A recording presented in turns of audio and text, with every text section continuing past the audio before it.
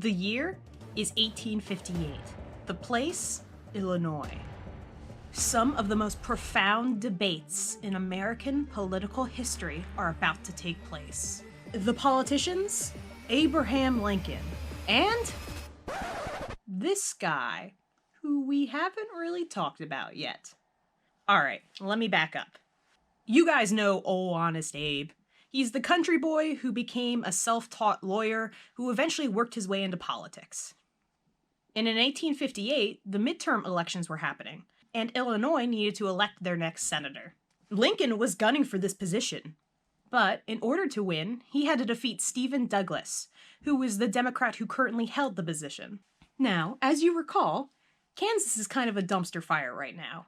And the reason it's a dumpster fire is because people are fighting whether or not Kansas should be a free state or a slave state. Stephen Douglas agreed with the idea of popular sovereignty, and he thought that it was the states' rights to decide their own fate on the slavery issue.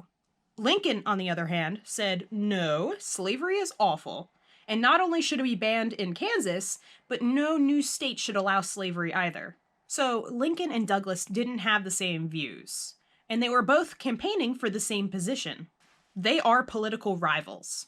And at the time that other political rivals are physically fighting on the Senate floor, Douglas and Lincoln decided to settle their differences over conversation. They decided to just have a series of debates.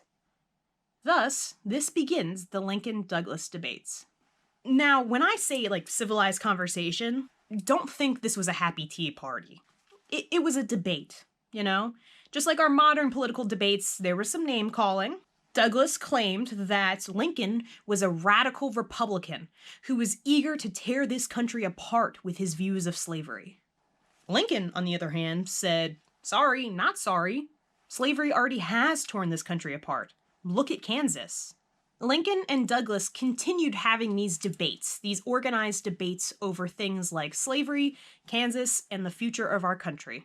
Overall, they had 7 of these debates total throughout Illinois. Now, 2 guys traveling around Illinois, having some debates and talking about politics, it sounds kind of boring, but I want to stress to you guys that these debates were a huge deal.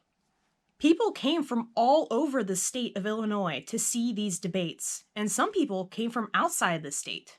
Newspaper reporters from all over the nation wrote about these debates. While Lincoln and Douglas were debating in hopes of representing the state of Illinois, in reality, these debates went far beyond the Illinois borders. These debates captivated the entire country. At this time, Lincoln made the famous statement that a house divided against itself cannot stand, which you've probably heard before, or at the very least read it on a billboard. Lincoln was saying that our country could not exist where half the population was free and half the population was enslaved. He knew that things were going to fall apart eventually. He also said that black people were just as entitled to American rights as white people. As a nation, we began by declaring all men are created equal. There was no mention of any exception to that rule in the Declaration of Independence. But we now practically read it, all men are created equal except Negroes. What is to stop us in future from decreeing, all men are created equal except Negroes, foreigners, Catholics, Jews, or just poor people? In these debates, Douglas made his counter-arguments, where he basically said the states should decide their own laws, black people didn't deserve rights, and that Lincoln was too extreme in his beliefs. Now remember, these debates were part of their political campaign to win the seat in the Senate, where they would represent the state of Illinois. They both wanted that seat. This wasn't just them kind of talking back and forth, they're competing in a way. These debates led up to that election. And in that election, Lincoln versus Douglas, the results came in, and Lincoln lost. Yeah, Douglas won fair and square. But did this stop Lincoln? Nope. Lincoln said, all right, bet I won't be a senator, I guess.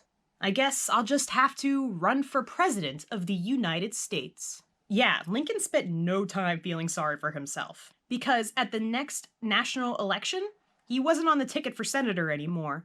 He was on the ticket for president. Lincoln's speeches, these debates that he participated in with Douglas, it really got him national attention. But that doesn't mean that everyone liked him. Specifically, people in the South. You know, the slave states. Yeah, they weren't too crazy about Lincoln. And they didn't like the fact that Lincoln was so openly against slavery. So when the time came to vote for the next president, Lincoln literally did not show up on the ballot in some southern states. They literally just didn't put him on the ballot, hoping that that would make it so he wouldn't win. But guess what? Lincoln didn't need their stinking votes, because he won the election anyway. Thus, Lincoln became the 16th president. As I said, Lincoln was pretty open about his stance on slavery. He was an abolitionist. But he also saw that the country was incredibly divided, and he knew it was only a matter of time before things got really messy. Like he said, a house divided cannot stand. So Lincoln prioritized keeping the country together. Sure, he didn't like slavery, but he knew that people were willing to fight over slavery, and he didn't want a war on his hands. So, as a president, he wanted to make one thing clear. Guys, I'm not gonna take your slaves. Oh my god, this guy's gonna take our slaves. Did you even listen to me? So yeah, Southerners were kind of intimidated by Lincoln. Hopefully you guys are seeing a trend here.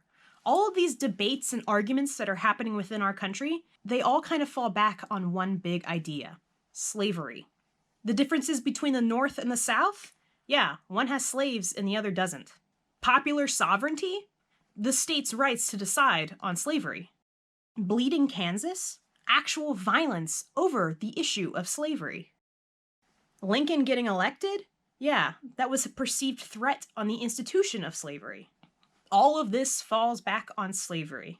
The reason that we are going to fight this Civil War is over slavery. Alright folks, that about does it for today. Next week, we're finally going to see this whole thing fall apart. But until Monday, have a great weekend, and I'll see you guys later. Bye-bye.